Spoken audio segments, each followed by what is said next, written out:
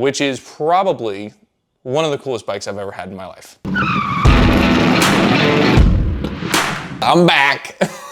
It's been a little while. For those of you that have been following the channel for quite some time, this is probably the longest hiatus that I've ever taken in my life.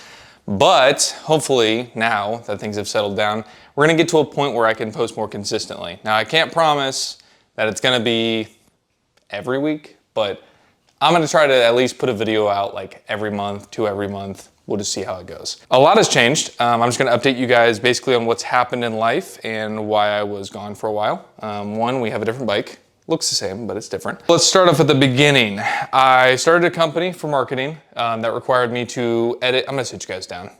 There we go. All right, that's better. Now you guys can sit still and I can freaking walk around. Essentially all that happened was I started a company where we do media work. It's called Acorn. It's spelled with an I, so A-I-C-O-R-N. It was the only one available. What ended up happening was I was overwhelmed with the amount of footage that I had to handle. So we hired on a full-time guy. He's now handling that. I do a lot of editing. If you guys are interested in which clients I work with, just like let me know and I'll put them down below. Either way, the other thing that happened was I went through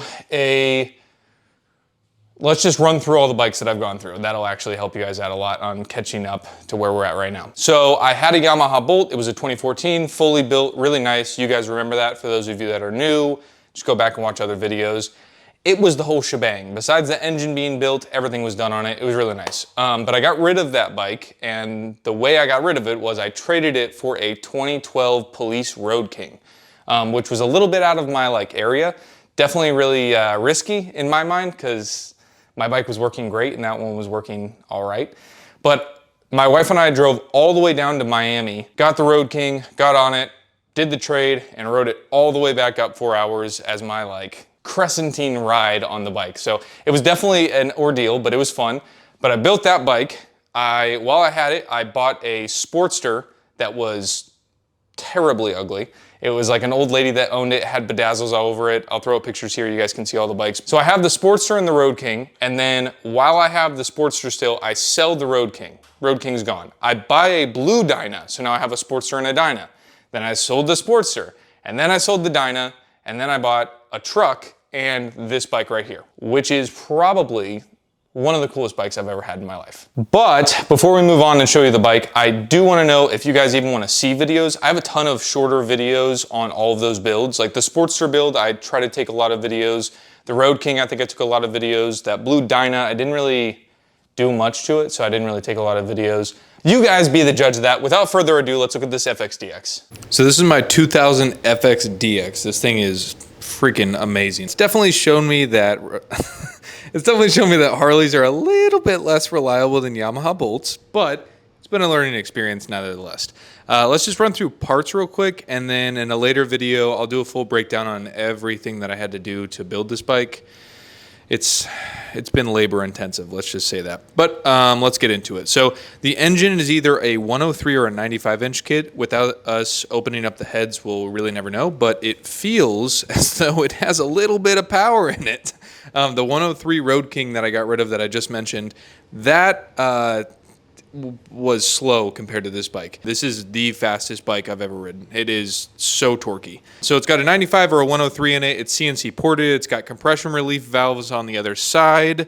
Here, let me show you those blue little snap off things right there. Those snap open when you start the bike. We got a Mikuni carb on it. I don't know what millimeter carb that is. It's got S&S cams in it. A new clutch basket, gear. I put a new starter on it. It's got a new compensator. It has a Thunderheader exhaust.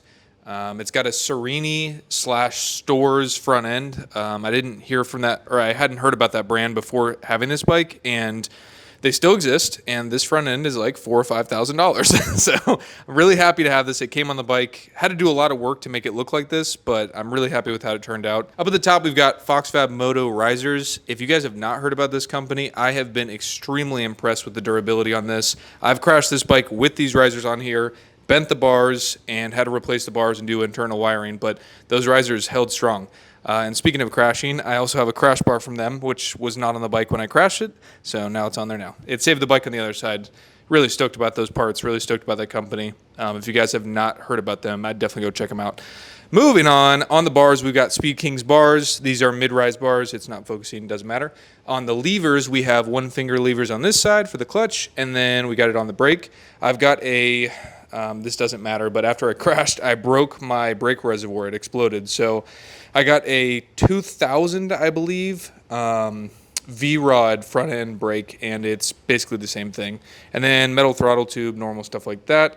Everything's been internally wired. I did it myself. It looks freaking great.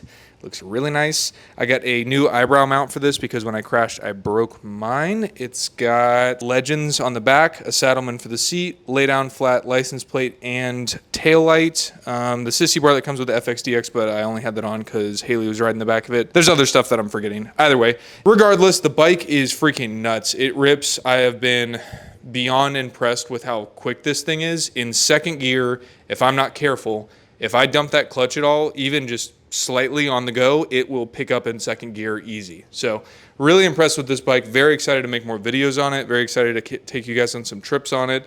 If you guys have any questions, please let me know. So without going too long-winded, I want your guys' opinion on paint color for the bike. I want to know if you guys even want to see me keep this bike. If you guys want to see videos on the other bikes that I've done in the time that I've been gone, let me know. I don't know if it's interesting to you guys. It's really up to you.